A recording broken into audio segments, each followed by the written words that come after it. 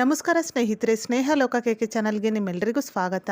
ಸ್ನೇಹಿತರೆ, ಈ ವಿಡಿಯೋದಲ್ಲಿ ಈ ಬಾರಿ ಅಂದರೆ 2026ರಲ್ಲಿ ವೈಶಾಖ ಪೂರ್ಣಿಮೆ ಅಥವಾ ಬುದ್ಧ ಪೂರ್ಣಿಮೆ ಯಾವ ದಿನ ಬಂದಿದೆ, ಪೂರ್ಣಿಮಾ ತಿಥಿ ಯಾವಾಗ ಪ್ರಾರಂಭವಾಗುತ್ತದೆ, ಯಾವಾಗ ಅಂತ್ಯವಾಗುತ್ತದೆ, ಪೂರ್ಣಿಮೆಯ ಪೂಜೆಯನ್ನು ಯಾವ ದಿನ ಮಾಡಬೇಕು, ಈ ಎಲ್ಲ ಮಾಹಿತಿಯನ್ನು ಇವತ್ತಿನ ಈ ವಿಡಿಯೋದಲ್ಲಿ ತಿಳಿಯೋಣ ಸ್ನೇಹಿತರೆ, ಅದಕ್ಕಿಂತ ಮುಂಚೆ ನೀವು ಇನ್ನೂ ನನ್ನ ಚಾನಲ್ನ ಸಬ್ಸ್ಕ್ರೈಬ್ ಮಾಡ್ಕೊಂಡಿಲ್ಲ ಅಂದರೆ ದಯವಿಟ್ಟು ಸಬ್ಸ್ಕ್ರೈಬ್ ಮಾಡ್ಕೊಳ್ಳಿ, ತಪ್ಪದೆ ಬೆಲ್ಲೈಕನನ್ನು ಕೂಡ ಕ್ಲಿಕ್ ಮಾಡಿ.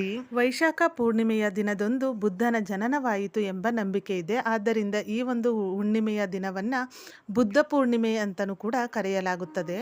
ಈ ಬಾರಿ ಅಂದರೆ 2026ರಲ್ಲಿ ಬುದ್ಧ ಪೂರ್ಣಿಮೆ ಅಥವಾ ವೈಶಾಖ ಪೂರ್ಣಿಮೆಯು ಮೇ 1ನೇ ತಾರೀಕು ಶುಕ್ರವಾರದಂದು ಬಂದಿದೆ.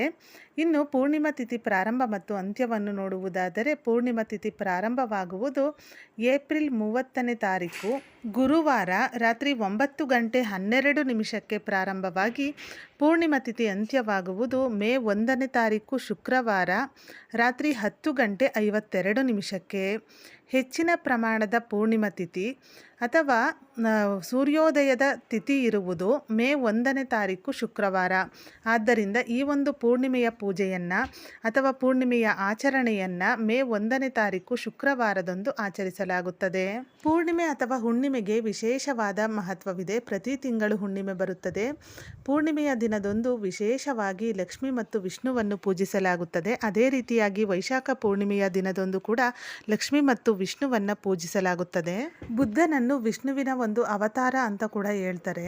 ಜೊತೆಗೆ ಈ ಒಂದು ಪೂರ್ಣಿಮೆಯ ದಿನದಂದು ಶ್ರೀ ಸತ್ಯನಾರಾಯಣ ಸ್ವಾಮಿಯ ವ್ರತವನ್ನು ಕೂಡ ಆಚರಿಸಲಾಗುತ್ತದೆ. ಸ್ನೇಹಿತರೆ, ಈ ವಿಡಿಯೋದಲ್ಲಿ ವೈಶಾಖ ಪೂರ್ಣಿಮೆ ಅಥವಾ ಬುದ್ಧ ಪೂರ್ಣಿಮೆ ಯಾವ ದಿನ ಬಂದಿದೆ, ಪೂರ್ಣಿಮಾ ತಿಥಿ ಯಾವಾಗ ಪ್ರಾರಂಭವಾಗುತ್ತದೆ, ಯಾವಾಗ ಅಂತ್ಯವಾಗುತ್ತದೆ ಎಂಬ ಮಾಹಿತಿಯನ್ನು ತಿಳಿಸಿದ್ದೇನೆ. ಇವತ್ತಿನ ಈ ವಿಡಿಯೋ ನಿಮಗೆ ಇಷ್ಟವಾದಲ್ಲಿ ವಿಡಿಯೋನ ಲೈಕ್ ಮಾಡಿ, ಹಾಗೆ ನಿಮ್ಮ ಫ್ರೆಂಡ್ಸ್ ಆ್ಯಂಡ್ ಫ್ಯಾಮಿಲಿಗೂ ಈ ವಿಡಿಯೋವನ್ನು ಶೇರ್ ಮಾಡಿ.